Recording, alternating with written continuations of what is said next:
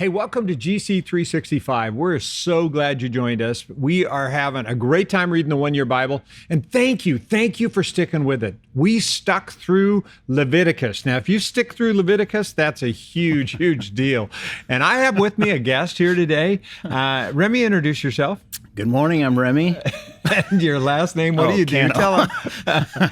Member of Gold Creek Church for a long time, and just happy to be here. It's been 20 years, or how long has it been? It's been a long time. You've been around a long time, 20 years at least. Yeah. And you've been a part of a Bible study that we started doing this, and this is day 91. Right. And we've been kind of keeping track of each other's streaks. Some of you are watching today. You go to the streak, go to the home, and you can see what your streak is. Right. I'm 26. I got 26. How are you doing, Remy? You had me beat a little while ago. I'm 29 minus 2. I dropped. I messed up Friday night. You messed up, huh? I read at night. I don't do it in the morning. And so we had some guests over, and all of a sudden it was after midnight, and I blew it. So and so you missed congratulations. That streak. Yeah. And now you're it too. We love the competition. Yeah. So I'm just thinking about this. You've started, is this the first time you've read the Bible? Completely, yeah, from start to finish. Okay. Has it been a challenge? Is it a challenge? The challenging parts I listen to. I don't read, and I would say that's Leviticus. Yeah, Leviticus was a little bit. Let's press play, and then it just But come on, if you've listened to Leviticus or you read Leviticus, there's some interesting stuff in there. There's some gross stuff in there. There's some weird stuff in there. There is. And maybe you wonder and have questions. So do we. Just to let you know, don't worry about it if you have questions. And you're going to find the same thing today. We're in let's see, where are we at? We're in Deuteronomy 18 today on day 91. And there's some really neat stuff today. So let's dig in today. Let's help people that are watching today learn about what they're reading today. So what are some things that stick out? Well, first of all, you got to talk about the day before. You were reading the day before. No. First of all, I'd like to point out, thanks for choosing April Fool's Day for having me. Oh, April Fool's Day. I forgot that. Okay. Yeah. No, I like this because it's the groundwork, it's the structure, it's this is what you do. This is how you handle curveballs. Yeah, it's kind of like your owner's manual or your manufacturer's playbook, or your employee company. manual. Yeah, employee manual. So here it is. Here's some instructions for priests and Levites, which I think are really interesting. The Levites are the ones that assist the priests, kind of assistant pastors or pastors, right? Kind of a deal. And there's all kinds of stuff in there, and I think they're really good. And they all come from the tribe of Levi, which if you go back, you can that's why all those genealogies become so important. All those lists of names, that's how they came up with the people that served. Right. Without those genealogies, you wouldn't have that list. You wouldn't know who the priests are and all of that. So when you get bored in the genealogies, just remember there's a reason that they're there. And it's an example, he talks about calling for holy living. This was an interesting passage, Remy. Maybe I wondered what you thought of this. Don't sacrifice your son or daughter as a burnt offering. Has it ever occurred to you to sacrifice your son? No. It's just weird that you have to mention that. Well, it's so foreign to us to even think that we would sacrifice a kid. That's just hard to imagine. But they're going to go into a country where that was the standard procedure. That's the point I was going to make. Is a lot of this stuff is weird, but it was happening at the time. Right. So they're just saying, don't do this. Don't cast spells or mediums or psychic or all this. And then he goes on here. There's the rules for prophets, which I think are really interesting. That how do you tell a true and a false prophet? Do you remember that part of it there? Sure. If it happens or it comes true, then okay. Which is kind of cool, isn't it? Absolutely. That's if it fails, then it wasn't real. So you've been a Christian for quite a while. Have you ever had someone come to you and tell you, the Lord told me something about you that you need to know, and then it didn't come through? Have you ever had a prophet or anybody? I can't think of anybody. I have. Have you? Yeah, at different times. And I've also had people come and tell me something that came true. So it is kind of an interesting standard, test. And you got to be really careful. Whenever you say the Lord said for me to tell you this, there's a standard here about prophecy and all that, which is Old Testament, New Testament, it works pretty good. Right. And what's fascinating, in the prophets, when you start reading through the prophets, you're going to see that everything they write down has to come true, or you throw it all out. So be careful. Yeah. Right. It's totally true. What do you think about the chapter 19 is the cities of refuge? This is kind of interesting. I think it's a great idea. I think that it makes sense, and some of this stuff is obvious. If somebody kills another person accidentally, you know, give a place where they can go and have protection. I also thought it was really interesting, their concern for justice.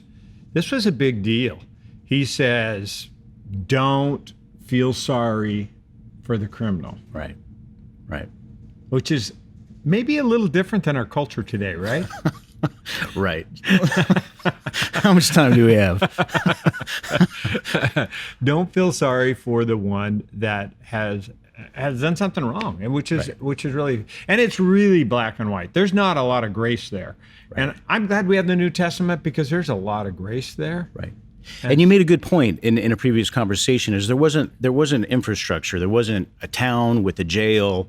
There wasn't the rehabilitation centers. And so you know, we're camping here. So if somebody does something wrong, you got to deal with it. 40 years of camping. They right. didn't have a jail that they just drug along. Right. So it was kind of like either death penalty or like an eye for an eye. You know, you get slugged in the eye and I slug you back. And, or we forgive you. Or we let it go. Right. It's good. And I love this other one. When you go to war, this is so cool. Tell me about that. What was your I like the idea, if you see some lady that's really beautiful and you're attracted to her and you want to take her as a wife, you got to shave her head and let her live in your house for 30 days and cry about and kind of chew on the fact that you just took her dad and her husband out. And if you still want to marry her after those 30 days, there's a lot of wisdom in there. I don't think there's many women that would probably want to marry you after you just took out their tribe. Right. So it talks about marrying somebody that you conquered, which is really interesting. And by shaving the head, it kind of, so it's talking about you're just attracted to somebody. Well, let's take the visual away. Let's see if you truly love this person. Now, this is so foreign to us. We don't even think about these terms, but they were in a different time and a different place. Right. But I also thought it was interesting, right before the attack, the priest says, if you're afraid, go home. Right. Don't be afraid, because God's going to be with you. Right. And then the captain gets up there and he tells them, all the people to go home. What you remember who they were? It was if your land hasn't produced fruit, go home. If you just married, if you just established your house, or is that what that's talking about? That's really what that's just married. Or if you still have your blankie or your binky, then you better go home, because we don't want you scaring everybody. You need to go home. Yeah. If you're afraid, if you're just a person that's afraid, and can you imagine somebody slinking away and going home? The shame of that would have been pretty hard. Isn't that what they do? It's maybe when they say, hey, go boil some water to the husband when the mom, I know it's to sterilize, but it's to get you out of the room because you're stressing mom out. And so I think it's kind of the same thing. If you can't handle it, go make some food and feed us. Okay, so that's the Old Testament. Then we pick up the New Testament, and I do love the contrast. And I'm actually going to be sharing a message around this passage here. But here they are up on the mountain. Right. Moses and Elijah show up. Here's a little test for you. What do Moses and Elijah stand for? That's my test. Other than the Old Testament from Moses and the connection directly to the Lord. Moses wrote the law with God. Elijah was the head of the prophets. Oh, so the two of them represent the law and prophecy together on the hill, meeting with Jesus, which is pretty cool because it's powerful. It's the law and prophecy and Jesus, who's the fulfillment of all those things. How'd you like to wake up to that? Yeah, right. And they did. That? They woke up and Was it said, Peter? wow. Yeah. Yeah. And this all took place on top of Mount Hermon, by the way, which is about a 8,000-foot mountain, which they ski on today in Israel. You can ski in Israel, which is interesting. And then they come down out of this mountain and they find Jesus asking the question, how long will I be with you, faithless people? Because they couldn't throw out this demon. They couldn't cast out the demon. And there was a lot of stuff going on in the bottom. And maybe you wondered that today, why you don't get an answer. And I'm just reminded that the Bible tells us about the successes and the failures. And that's a cool thing. It doesn't just list all the successes. It tells them both. Right. And the disciples kind of failed here. And Jesus called them out on it a little bit, which is interesting. Now, we're not going to linger long, but let's go to the Psalms, which I really like. I like this one too. I like the Psalm. Psalm 73 is a pretty powerful, and about halfway down it says, I tried to understand why the wicked prosper. Right. You ever ask that question? Oh, I put it in terms of is not watching other people dance, because I remember taking a dance class and I was doing pretty good, and then I pulled off to see how everybody else is doing, and then that's when I started stepping. So you pay too much attention to what other people are doing, and if they're prospering especially, it just takes your game off. It takes your focus out. And so that's what resonated with this. Yeah, and it is crazy to see somebody that has only evil intentions prosper, and they're doing well, and he kind of answers this question. I finally understood the destiny of the wicked, and I like this. What he realized is his heart was bitter and torn up inside. When you start focusing on that, you get a bitter heart. It just doesn't work very well. So weeds will flourish, and so will fruit, but what can you eat? What can sustain you? What can make things last? And it was a nasty time. So this is interesting. It says, my health will fail, my spirit will grow weak, but God remains the strength of my heart. He's mine forever. He kind of wraps it all up and says, you know what? I'm gonna take my eyes off on all this other stuff, and I'm gonna focus on God. Right. Now there's one last thing, and that's the Proverbs, and you gotta love the Proverbs. Think of this one. Okay. The godly care for their animals, but the wicked are always cruel. If you're a dog person, kind of thing, you're cool? This is for all those animal lovers. You have a dog in your house? Absolutely. You guys love your dog? Hi, Benny. Right. It's kind of cool. I mean, this is actually really kind of neat. Why do you think that is? What do you think it reveals about a heart of somebody? Oh, shoot. When somebody kicks a dog or is cruel, especially cruel for fun to an animal, then that's pretty sick. Kind of reveals their heart. Yeah, it just means you just don't get it. You're no good. Well, as we wrap this up, here's what I want to challenge you. Don't give up.